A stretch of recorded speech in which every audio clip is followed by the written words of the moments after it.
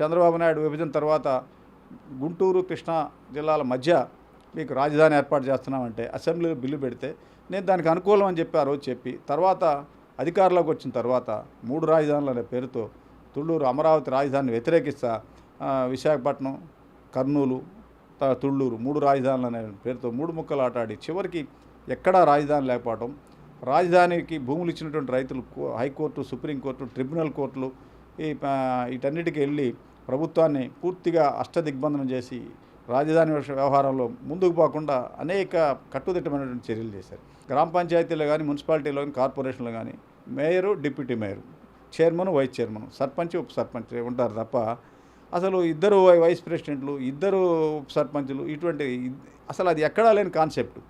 అది ఏంటంటే పదవులు నాయకులను సంతృప్తిపరచాలని 5 ఉప ముఖ్యమంత్రులు. దేనికి అసలు రాజ్యాంగంలో ఉప ముఖ్యమంత్రి పదవి అనే డెఫినేషనే లేదు, దానికి ఎటువంటి పవర్సు లేవు. కానీ 5 ఉప ముఖ్యమంత్రులు పెట్టి వాళ్ళకి ఎటువంటి పవర్స్ లేవు, వాళ్ళకి అసలు ఏమీ చేసేటువంటి విధి లేదు.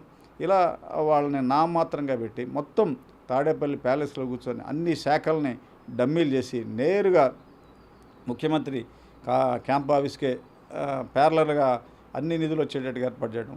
ఈ వీడియో నచ్చితే లైక్ చేయండి. అలాగే మా ఛానల్ ని ఫస్ట్ టైం కనుక చూస్తున్నట్టయితే ఇప్పుడే సబ్స్క్రైబ్ చేసుకుని పక్కనే ఉన్న గంట సింబల్ ని యాక్టివేట్ చేసుకోండి. అప్పుడే మేము పెట్టే ప్రతి వీడియో మీకు నోటిఫికేషన్ గా వస్తుంది. అలాగే ఈ వీడియో పూర్తిగా చూసినందుకు ధన్యవాదాలు.